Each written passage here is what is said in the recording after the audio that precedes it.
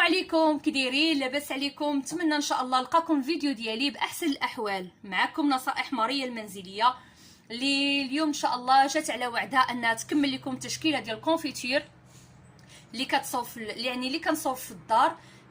فاليوم ان شاء الله قررت انني غنصوب معكم كونفيتير ديال الفرامبواز، بما انه هاد الايام موجود في السوق، يعني موجود بزاف وباثمنه رخيصه. علاش ما نصوبوش منه حتى هو كونفيتير اللي لذيذ بزاف، وانا كيجيني من افضل انواع الكونفيتير هو كونفيتير ديال الفرامبواز. ويسمى اللي ما عارفش الفرامبواز يسمى يعني التوت البري الاحمر. هذا التوت البري الاحمر، وكاين نوع اخر هو توت البري الازرق. حتى هو ان شاء الله ملي غادي يوجد غادي نصاوب لكم منه حتى هو كونفيتير ديالو كيجي زوين، وحتى المركز ديالو كيجي روعه بصراحه. ان شاء الله دابا غادي نبداو بالمقادير وبطريقه ديال الاستعمال، وبقاو معايا. ولهاد الكونفيتير هذا غادي نستعمل عندي كيلو ديال الفرامبواز، ها هو حبات ديال الفرامبواز. صراحه البنات كيشهي هاد الفرامبواز هذا.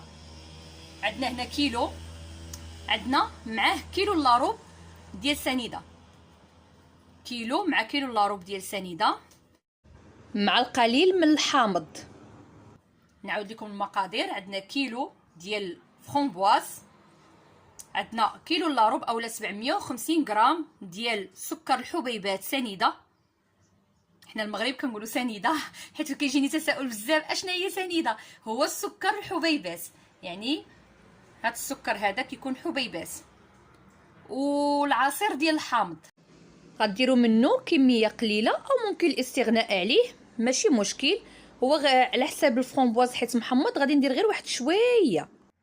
دابا ان شاء الله غادي غادي نغسل هاد الفرامبواز هذا. ضروري البنات يتغسل مزيان، يتغسل بالماء والخل باش تحيد منه اي بكتيريا والغبره اللي كتكون فيه، حيت هو راه كيكون اش غادي نقول لكم، كيكون يعني ماشي بحال الفريز مجموع، يعني كيكون شويه طري، وكيكون هو اصلا كيكون بحال هشيش بزاف، يعني سونسيبل، يعني هشيش بزاف. يتغسل بشويه بالماء والخل، ونرجع ان شاء الله باش نكمل معكم تتمه المراحل.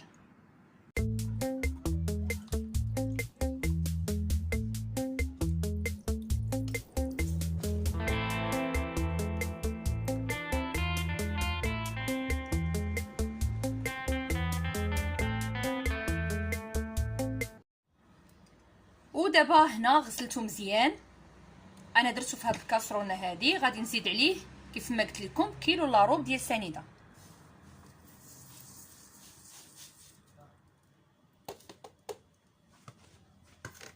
غادي نحركو. واللي ما بغاش يدير الحامض ما يديروش، ماشي مشكل. غادي نخلطو كيف ما قلت لكم، راه هو حساس بزاف.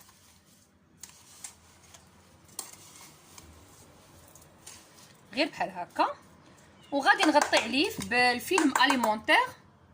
غادي نخليه واحد 2 سوايع حتى 3، ما يحتاجش يبات ليله كامله لانه دغيا تيطلق الماء ديالو. يعني هاد السائل كله اللي كاين في هاد الفرامبواز هذا غادي تطلق. هو فاش غادي نطيبوه تقريبا بحال الشكل اللي صوبت ديال الكونفيتور ديال الفريز هذاك، غير بيتو لانه كيكون شويه يعني شاد في راسو، كيبغي وقت طويل باش يطلق الماء الكافي ديالو. هذا راه كيتطلق، ها نتوما الا لاحظتوا ها هو بدا من دابا بدا تيطلق السائل اللي فيه، يعني ما يحتاجش مده طويله. 2 سوايع بحال هكاك 3 نديروه في الوقيته اللي كنكونوا يعني كنوجدوا في يعني وقيته الغداء اولا في الصباح، نصوبوه. والوقت اللي غادي نسالي الشقايه غادي نحطو حتى هو يطيب حدايا، منها كما قلت لكم تعطير للبيت، ومنها نصوبو كونفيتير منعش. يلا ان شاء الله غادي نغطيه دابا، وغادي نخليه ان شاء الله حتى يطلق هذا السائل اللي فيه، ونرجعوا ان شاء الله غادي نطيبوه. وهذا الحامض هذا هو المرحله الاخيره، يعني كيدار في المرحله الاخيره ديال الطياب. راه ممكن تستغناو عليه او ديروا غير معلقه صغيره كافيه. وهنا بعد ما خليته تقريبا 2 سوايع حتى 2 سوايع ونص تقريبا بحال هكاك. ها نتوما تبارك الله شحال طلق ديال الماء، ها نتوما شوفوا كيفاش داير. راه قلت لكم ما تيحتاج هو وقت كبير باش يطلق كاع السائل اللي فيه، يعني ماشي بحال الفريز، يعني من الاحسن قد ما بقى قد ما كيطلق السائل كله. هذا لا، هذا يعني جوج سوايع ونص تقريبا كيرجع بحال هكا. انا دابا غادي نحطو ان شاء الله يطيب وغادي نوريكم كيفاش داير. ها نتوما هنا بدا تيغلى، ها نتوما دابا غادي نقص عليه البوطه وغادي نخليه يطيب على خاطرو. هذا راه ما تيحتاجش انكم تطحنوه لانه ها نتوما راه تيذوب، يعني راك تعرفوا الفرomboise كما قلت لكم راهو حساس بزاف. ها نتوما غادي نخليه دابا حتى غادي يوصل يعني يتكرمل عليها ان شاء الله. هي فاش غادي نزيدو الحامض، ها نتوما كيفاش ولا. هاد الرغوه هادي كيف ما قلت لكم راها ما تتبقاش، يعني مع الطياب مني كيبرد راه ما تتبقى حتى حاجه. انا ما تنفضلش انني نحيدها.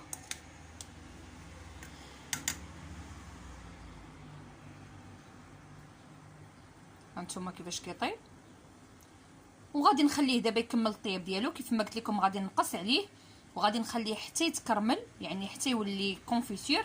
وان شاء الله باش نوريكم الطريقه باش غادي نزيدو ان شاء الله الحامض ونشوفوا الطبق النهائي.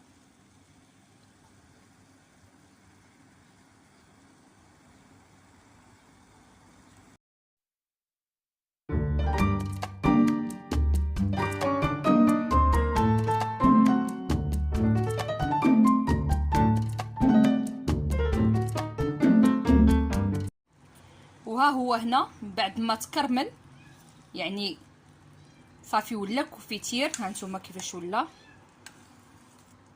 كيف ما قلت لكم البنات راه ما غاديش تحتاجوا انكم تطحنوه هذا لانه هانتوما تيذوب، كيذوب مع الطياب تيذوب. هانتوما كيفاش ولا.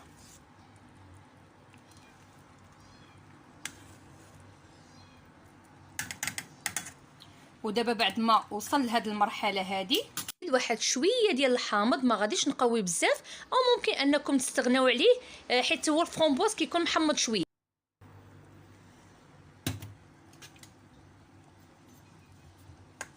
صافي وغادي نحركو.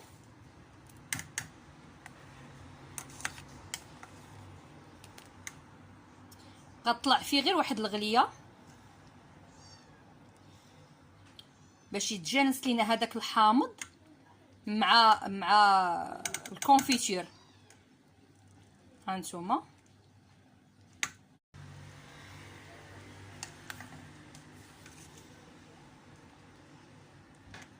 المهم غير كيبان لكم انه بدا كيتبلور عرفوا بانه راه الكونفيتور صافي وصل للمرحله ديالو.